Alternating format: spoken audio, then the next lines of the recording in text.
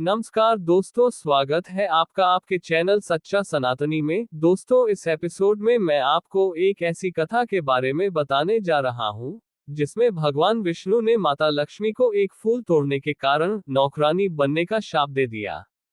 कथा के अनुसार एक बार तो कई साल हो गए थे उन्हें धरती लोक पर आए हुए, इसलिए वो अपनी तैयारी में लग गए।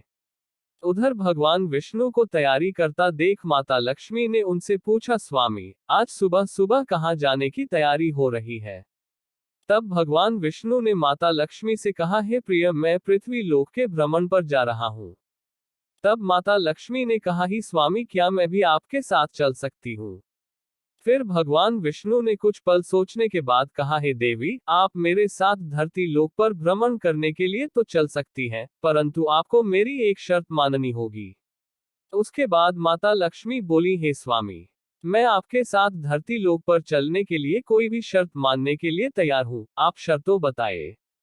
तब विष्णु जी ने कहा, प्रिय, मेरी शर्त के अनुसार आप धरती लोक पर उत्तर दिशा की ओर मत देखिएगा। उसके बाद माता लक्ष्मी ने विष्णु जी की शर्त की स्वीकृति दे दी और फिर दोनों धरती लोगों के लिए प्रस्थान कर गए। सुबह सुबह जब माता लक्ष्मी और भगवान विष्णु पृथ्वी लोक पर पहुंचे, उस समय सूर्य निकल ही रहा था। रात को बरसात हुई थी, इसलिए धरती लोक का मौसम बड़ा ही सुहावना था। बारिश के कारण धरती पर चारों ओर हरियाली फैली हुई थी। धरती बहुत ही सुंदर दिख रही थी। धरती की सुंदरता देख माता लक्ष्मी मंत्रमुग्ध हो गई और इधर उधर देखने लगी। धरती की सुंदरता देख माता लक्ष्मी ये भूल गई कि उन्होंने भगवान विष्णु को क्या वचन देकर धरती लोक पर आई। इसी क्रम में माता लक्ष्मी कब उत्तर दिशा की ओर देखने लगी, उन्हें पता ही नहीं चला। उत्तर दिशा में देवी लक्ष्मी को एक बहुत ही सुंदर बगीचा नजर आया और उस बगीचे से भीनी भीनी सोंधी सोंधी खुशबू भी आ रही थी। इसके अलावा उस बगीचे में बहुत सारे सुंदर फूल भी खिले हुए थे। उसके बाद माता लक्ष्मी बिना कुछ सोचे उस फूलों से भरे बगीचे में चली गई और फिर उस बगीचे से एक सुंदर सा फूल तोड़कर भगवान विष्णु के पास पहुंचे।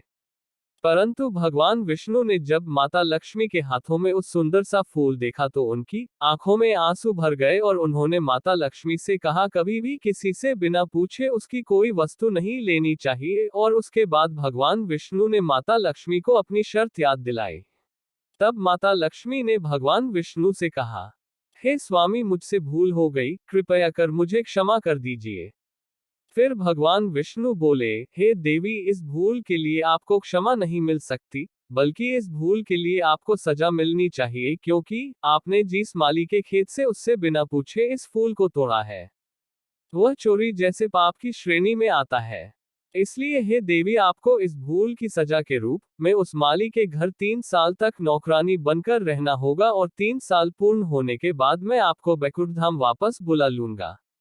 यह सोन माता लक्ष्मी ने भगवान विष्णु से कहा, हे स्वामी, आपके द्वारा दी गई यह सजा मंजूर है और मैं आपके आदेशानुसार उस माली के यहाँ एक नौकरानी के रूप में अपना जीवन व्यतीत करूंगी। इसके बाद भगवान विष्णु बैकुंठ धाम को वापस लौट गए। उधर भगवान विष्णु के बैकुंठ धाम वापस लौटने के पश्चात माता लक्ष्मी एक गरीब कन्या का रूप धारण कर उस माली के घर पहुंची। वहां पहुंचकर माता लक्ष्मी ने देखा कि उस माली के पास घर के नाम पर एकमात्र टूटी सी झोपड़ी थी और उस मालिक का नाम था माधव। उस टूटी हुई झोपड़ी में अपनी पत्नी, 3 बेटियों और 2 बेटों के साथ रहता था। वे सभी उस बगीचे में काम करके किसी तरह अपना गुजारा करते थे। फिर माता लक्ष्मी जब एक गरीब कल्याण के रूप में झोपड़ी के आंगन में पहुंची तो माधव ने पूछा, बेटी, तुम कौन हो और यहाँ किस लिए आई हो? तब कन्यारूपी माता लक्ष्मी ने माधव से कहा, मैं एक गरीब लड़की हूँ और मेरी देखभाल करने वाला भी कोई नहीं है और मैं कई दिनों से भूखी भी हूँ। कृपया आप मुझे अपने यहाँ कोई काम दे दो, मैं आपके घर का भी काम कर दिया करूँगी। कृपया अगर आप मुझे अपने यहाँ रख लो। माधव बहुत ही भला इंसान था। उसे उस लड़की की बातें सुनकर दया आ गई। फिर माधव ने कन्यारूपी माता लक्ष्मी से कहा, बेटी, मैं तो एक गरीब माली हूँ। अपनी कमाई से बड़ी ही मुश्किल से मैं अपने घर का खर्च चला पाता हूँ, परंतु अगर मेरी 3 की जगह 4 बेटियां होती तो भी मुझे इस कमाई में किसी तरह गुजारा करना पड़ता। इसलिए अगर तुम मेरी बेटी बनकर मेरे घर में रहना चाहती हो तो रह सकती हो जैसा हम लोग रूखा सूखा खाकर रहते हैं, अगर तुम वो खाकर यहाँ खुश रह सकती हो तो अंतर आ जाओ। माधव की ये बातें सुनकर माता लक्ष्मी वहां रहने को तैयार हो गई। उसके बाद माधव कन्यारूपी माता लक्ष्मी को झोपड़ी के अंदर ले गया और अपने परिवार के बाकी लोगों से मिलवाया और बोला, आज से यह कन्या मेरी बेटी बनकर इस झोपड़ी में हम लोगों के साथ रहेगी। यह सुन माधव के परिवार वाले खुश हो गए। उधर मां लक्ष्मी के आने के बाद दूसरे दिन माधव की इतनी कमाई हुई कि उसने शाम तक की गाय भी खरीद ली। इसी तरह दिनों दिन माधव की आमदनी बढ़ने लगी। इसके बाद माधव हमेशा ये सोचने लगा कि हो ना हो ये लड़की अवश्य ही कोई देवी है, जिसके आने के बाद ही मुझे ये सारी सुख सुविधाएं मिली हैं। इसी तरह 3 साल बीत गए और जब अगले दिन माधव खेतों से काम करके अपने घर आया तो उसने अपने घर के दरवाजे पर एक देवी स्वरूप गहनों से लदी एक महिला को देखा। फिर उसने जब नजदीक आकर उस महिला को देखा तो वह जान गया कि यह तो मेरी मुन्हबोली चौथी बेटी है, और फिर उसे यह समझते देर न लगी कि यह महिला कोई और नहीं बल्कि स्वयं माता लक्ष्मी है। फिर उसने अपने पूरे परिवार को बाहर आने को कहा।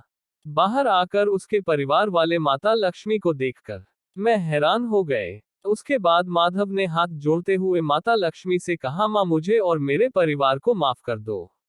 मैंने अनजाने में आपसे खेत और घर के काम करवाए, इस अपराध के लिए हम सभी को माफ कर दो। मां माधव के मुख से ऐसी बातें सुनकर मां लक्ष्मी मुस्कुराते हुए बोली, माधव तुम बड़े ही अच्छे और दयालु व्यक्ति हो। तुमने मुझे इतने दिनों तक अपनी बेटी की तरह प्यार दिया है, जिससे प्रसन्न होकर मैं तुम्हें एक वरदान देती हूँ कि तुम्हारे और तुम्हारे परिवार के पास कभी भी धन और खुशियों की कमी नहीं होगी। तुम्हें वह हर सुख मिलेगा जिसके तुम हकदार हो। इसके बाद माता लक्ष्मी विष्णु जी द्वारा भेजे गए रथ में बैठकर वैकुंठ धाम वापस चली गई। तो दर्शकों, आपको हमारी ये कथा कैसी लगी? नीचे कमेंट करके जरूर बताइएगा। अगर कथा अच्छी लगी हो तो इससे ज्यादा से ज्यादा लाइव को शेयर करना मत भूलिए।